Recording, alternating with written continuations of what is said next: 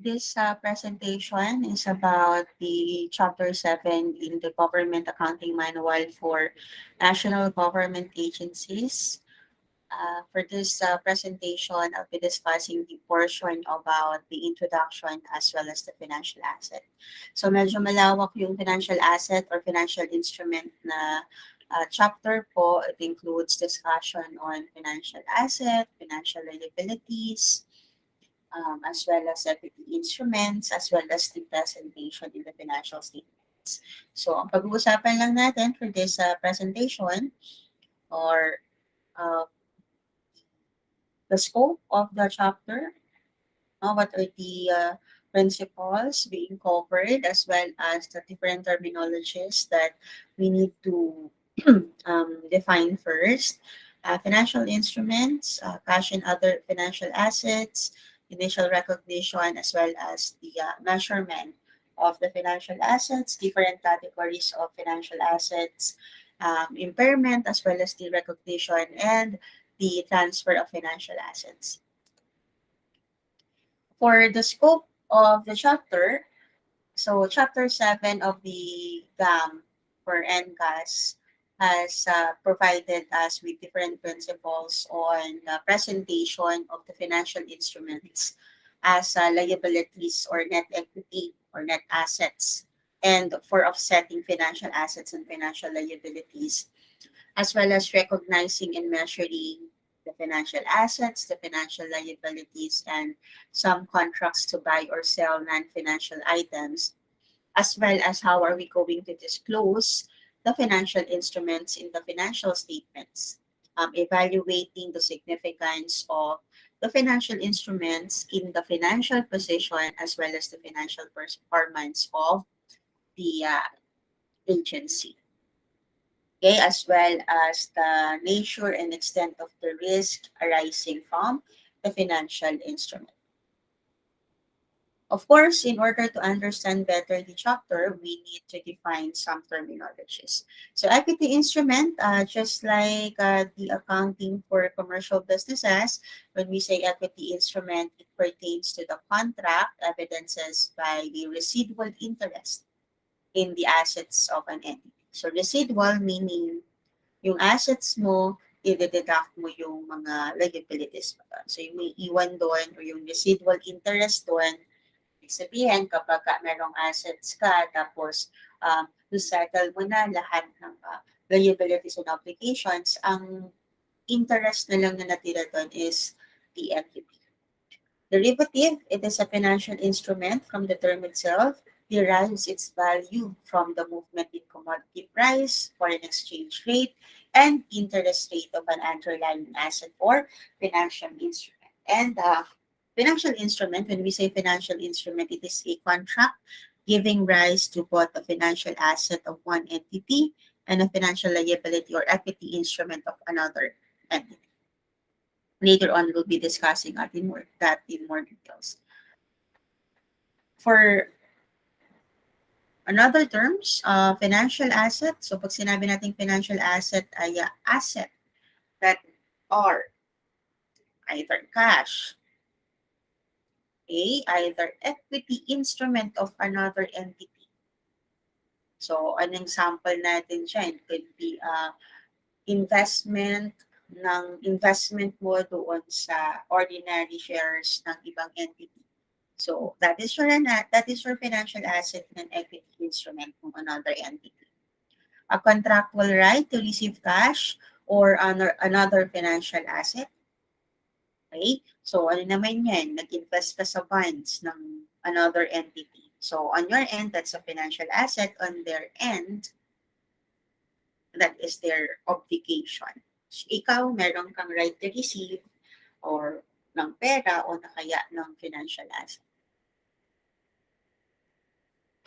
A contractual right to exchange financial instruments under conditions that are potentially favorable. Okay. And then, contract leading to settlement in entity's own equity instruments. So, pag financial liability naman, a contractual obligation to deliver cash or another financial asset to another entity, or to exchange financial assets or financial liabilities at a potentially unfavorable condition to the entity. Now, a contract that will or may be settled in the entity's own equity instruments. So having said that, let's go to section 3, the financial instruments. These are the characteristics of a financial instrument. There must be a contract. So ang sinasabi dito, there must be an agreement. And if there is an agreement, there should be parties involved. So in the said contract, there are at least two parties. Ang hirap namang magkaroon ng agreement na ikaw lang mag-isa.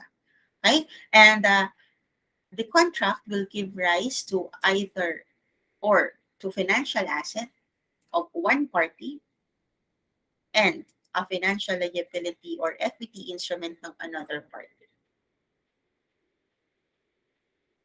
Example ng financial instrument natin, the national government holdings in the capital stock of the Philippine Airlines through the Bureau of Treasury.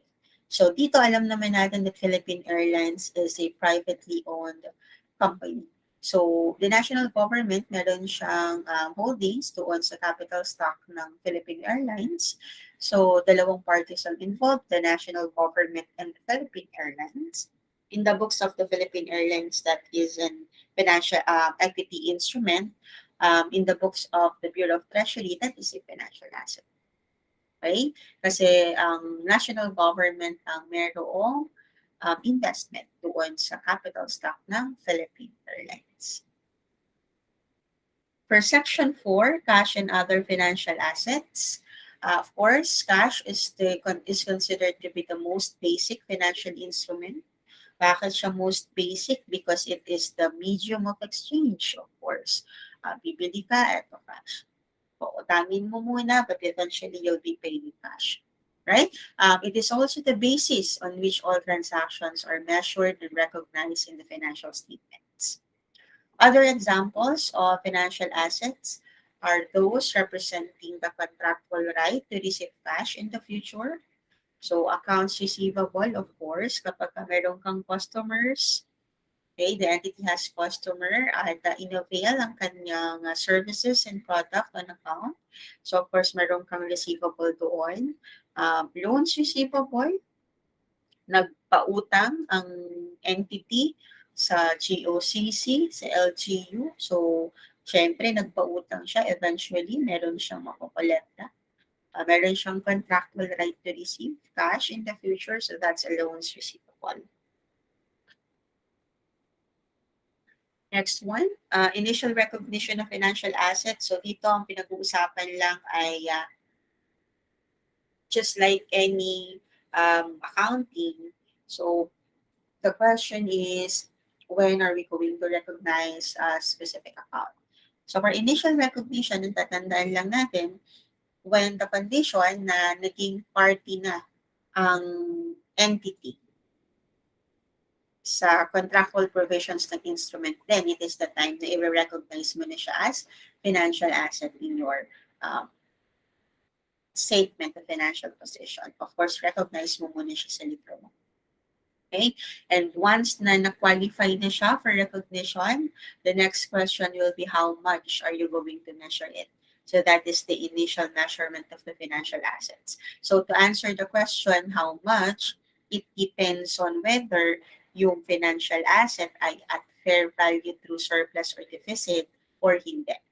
No? So yung at fair value through surplus or deficit, it is relatively the same as that of in commercial accounting na at fair value through profit or loss. No? So if it is a financial asset at fair value through surplus or deficit, it will be initially measured at its fair value. Okay? The transaction cost is not capitalized as part of the financial asset, but instead outright expense.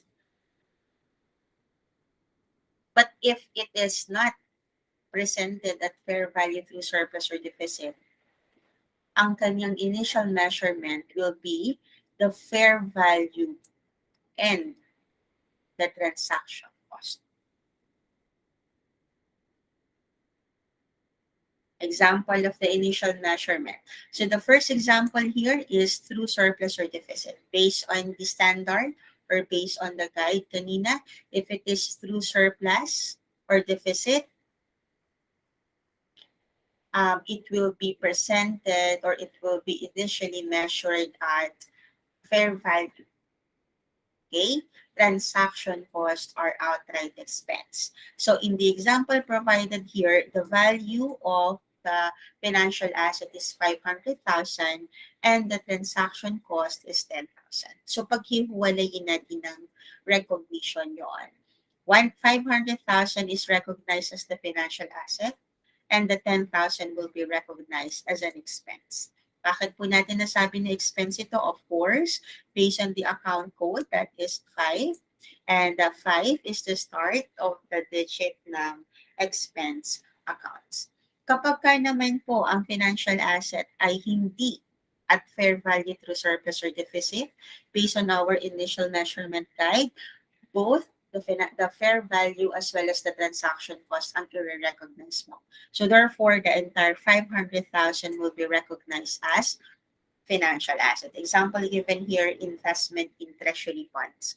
If you will notice also, the credit is cash in bank, right? Now, the, the initial measurement, once it is initially recorded in your book, no, the next thing is how are you going to subsequently measure it? But before going to the subsequent measurement, we need to categorize our financial assets first because the subsequent measurement of the financial assets will depend on their category. So let us talk about the four categories of financial asset at subsequent measurement. The first one, category one, is financial asset at fair value through surplus or deficit. So it is discussed already. So ano yung mga example nito? Those that are held for trading. From the term itself, kapag sinabi natin held for trading, pinurchase mo siya, pinurchase siya ng entity with the intention na i-trade din siya. Ibig sabihin, in-intend mo siya for buy and then you eventually sell it. Right? Aside from that, at kasama rin dito, of course, yung initially na-recognize mo siya as at fair value through surplus or deficit. The second category of financial asset is that of held to maturity. So, pangalan pa lang, ng category, alam mo na it is to be held until maturity. So, these are non-derivative financial assets with fixed or determinable payments and fixed maturity, that the intention of the entity is to hold it until maturity. So, mag-invest ka, for example, in an investment for 5 years, it will mature in 5 years. So, if it is categorized as financial asset held to maturity, you are to keep the financial asset until ma-reach niya yung kanyang maturity. So, for 5 years, nasa sa'yo yun. No? Hindi mo siya i-trade. The other category, category number 3, loans and receivables. So, these are non-derivative financial assets with fixed or determinable payments and are not quoted in an active market. Example po nito, loans, investment in debt instruments, trade receivables, and bank deposits. The last category naman po is the available for sale. So, sa available for sale, ano yung kinaklasify dito sa panghuling category? First, it is available for sale. Second is, if it is not classified as this, not classified as held to maturity, not classified as loans and receivables, then it is under this classification. Now, why is it important to categorize them into this four? Right? Because the subsequent measurement will be based on these four categories. Right? Puntahan natin yung subsequent measurement. So, alam naman natin na once na ni-recognize mo na sa libro ang isang account initially, as the accounting period ends or when the need arises, you need to measure it subsequently. Okay? So, ano yung magiging measurement niya kapag pinresent mo na siya sa financial statements the following accounting period. So, right? So, the general rule, an entity shall measure financial assets at fair value. Okay? At fair value yan. Just to add, if ang atin pong category ng financial asset natin ay yung una, financial assets at fair value through surplus or deficit. If that is the category, then any change in fair value will be presented or will be reported in the surplus and deficit. Okay? But if it is classified as available for sale, it is subsequently measured at fair value, but any change in the fair value will be reported in the net assets. Katulad lang din naman yun ng commercial accounting. No? But if it is not category 1, if it is not category 4, ano yung kanyang subsequent measurement? If it is loans, or if it is a receivable, if it is held to maturity, right? Yung nasa category 2 and category 3, it must be measured subsequently at amortized cost using the effective interest method. Whatever effective interest method ang napag-aralan in intermediate accounting, it also applies here. Okay? Investments in equity instruments that do not have a quoted market price in an active market and whose fair value can be reliably measured. Pagka ganun naman po ang sitwasyon, it will be measured at cost.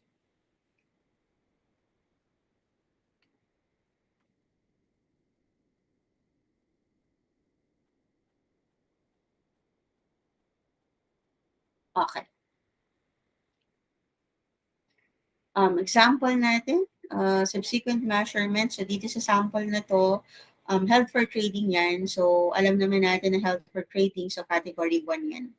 So, yung difference na 100,000 here, it will be presented as, or it will be reported as a gain through surplus or deficit kasi yan. Dito sa pangalawa, since it is classified as available for sale, so the difference of 100,000 from the carrying amount of 500 to the fair value of 600.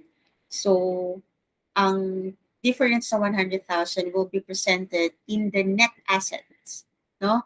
Using the account unrealized gain or loss. So how are you going to know na talagang ito po ay nasa surplus or deficit at ito po ay nasa net assets? Again, we will look at the account po, no? So yung gain for yan, ibig sabihin nasa income yan.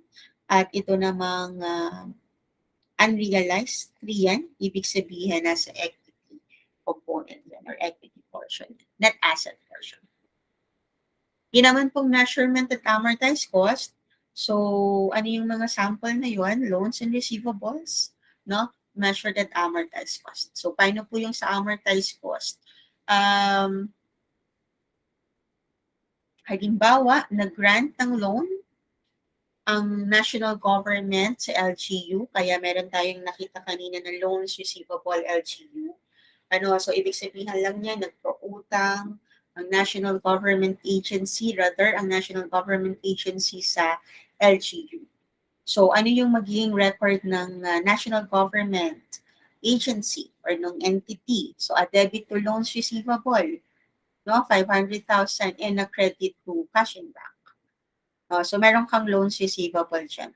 What happened is, natapos yung taon, nagkaroon ng partial payment ng LGU ng 100,000. Of course, nag-earn siya ng interest.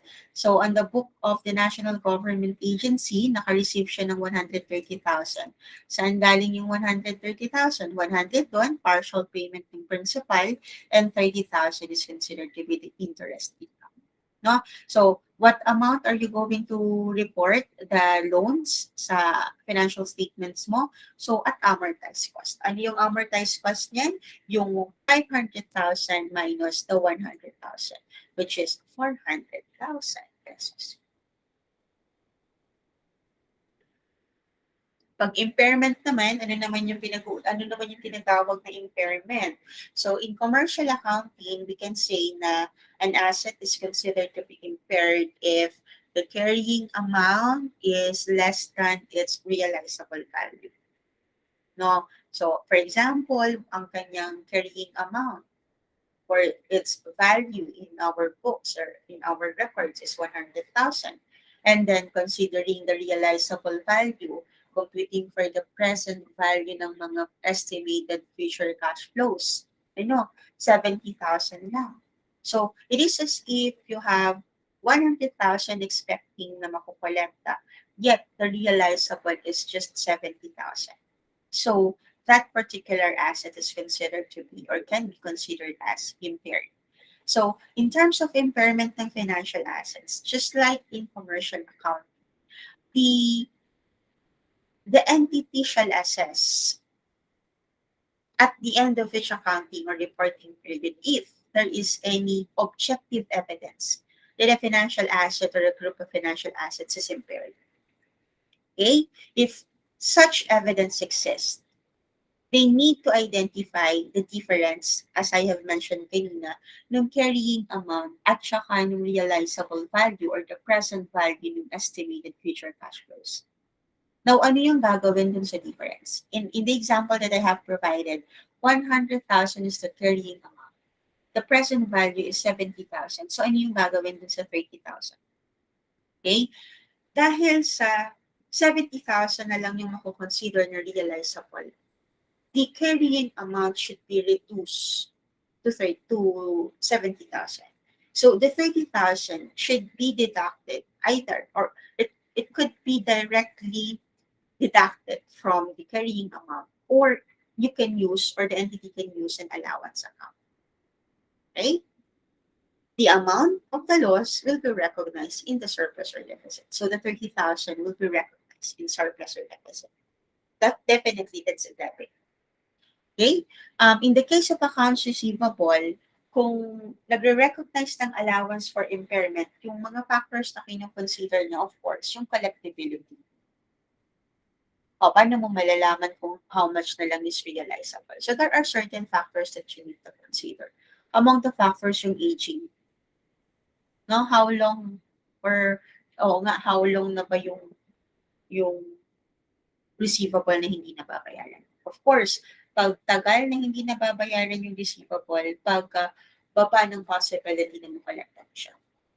And what are the experiences of the agency in terms of collection? So those are some factors na kinoconsider in the collectibility of the receivable, which will affect now the assessment of if there's any impairment that needs to be recognized.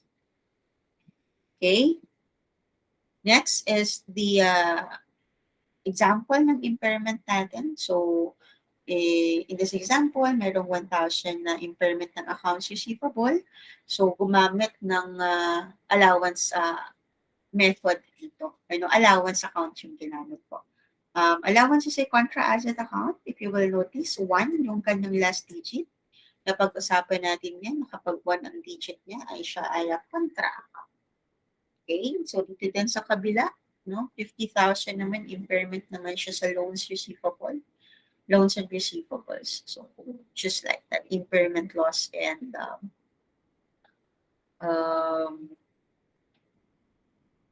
allowance for impairment. That's the account title to be used. Alright, so section 11, the recognition ng financial assets. So kanina pinag-usapan natin yung recognition. Ngayon pag-usapan naman natin paano, kailan siya di-recognize sa book. Pag sinabing di-recognize, aalisin natin sa libro siya. Okay, so kailan daw po yun nangyayari? If the contractual right to the cash flows ay na-expire na or na-waive na. Either na-expire siya dahil baka nagbayad na, O di kaya naman, hindi man nagbayad but waive na yung contractual right. O sabi, sige, wag nang magbayad, wag na lang bayaran. Ay, hindi na lang ako kukulit. So that's okay. If that is the case, then i-recognize na natin sa libro natin.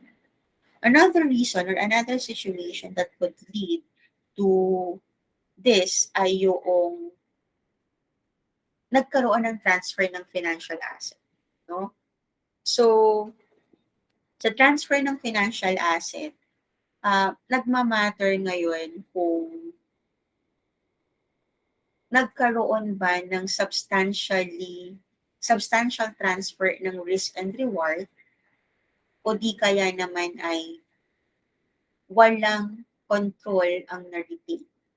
Just take note, the reason kung bakit i-recognize yung financial asset ay either na-expire o waive yung right or nagkaroon ng transfer.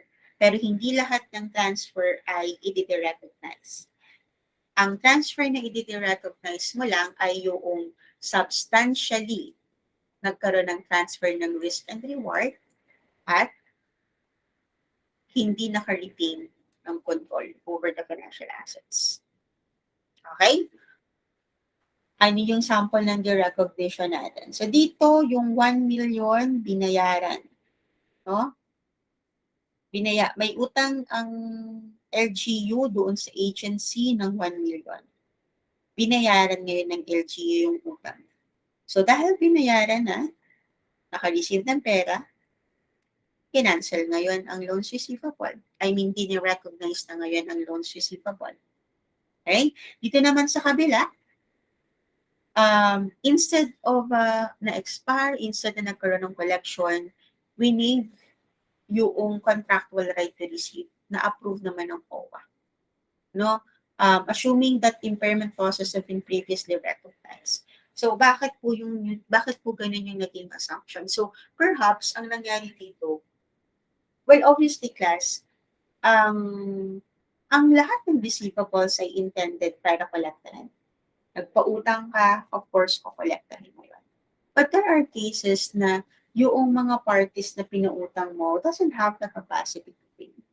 And in this case, the LGU na pinautang might not have the capacity to pay.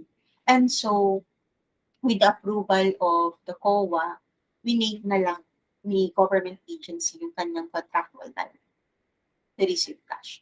Ano yung proof na posibleng wala siyang capacity na magbayad na? Imagine, nagkaroon muna ng impairment. Ibig sabihin, na-recognize niya na yung kanyang realizable value ay mas mababa doon sa kanyang carrying value. Having said that, what is the recognition entry? So, tagtagin na rin yung allowance, of course, and then the loan receivable. Walang cash involved kasi we need yung right to contractual right to receive. Hindi siya dinirecognize dahil nagkaroon ng settlement yung LGU, but instead, dinirecognize siya kasi winave na nung national government agency yung kanyang right na makareceive ng pera. Okay? And then last for this topic, Section 12, Transfer of Financial Assets. So, sabi natin, kanina napag-usapan na transfer can be a situation where an asset will be derecognized. So, pag-usapan natin into details, ano ba itong transfer na pinag-uusapan? Okay? Ang transfer ng financial asset ay posibleng mangyari if tinransfer yung contractual right to receive. Okay? Meaning, halimbawa, entity A is the agency. Another party to the contract is entity B. So, there is a contract between entity A and entity B. Entity A, let us say, has the financial asset, contractual right to receive. Entity B has the financial liability or the contractual obligation to pay. Okay? Pag tinransfer ni entity A to others, yung kanyang contractual right, that is the one na pinapertain nito. Okay? Dito sa pangalawa, the situation is this. Si entity A, hindi niya tinransfer yung kanyang contractual right. But instead, ni-retain niya yung contractual right niya. Eh, ma'am, nasan yung transfer doon? No? The situation in this one is, ni-retain ni entity A ang kanyang contractual right. Ibig sabihin, if entity B will pay, siya pa rin ang makaka-receive noon. Ano? But, in addition to that, entity A assumes a contractual obligation to pay the cash flow to another recipient. So let us say entity C. So um, i-identify na natin yung mga parties ngayon. Entity A, the one who has the original financial asset with a contractual right to receive. Entity B, yung merong contractual obligation to pay. And entity C, yung recipient noong inassume na contractual obligation ni A.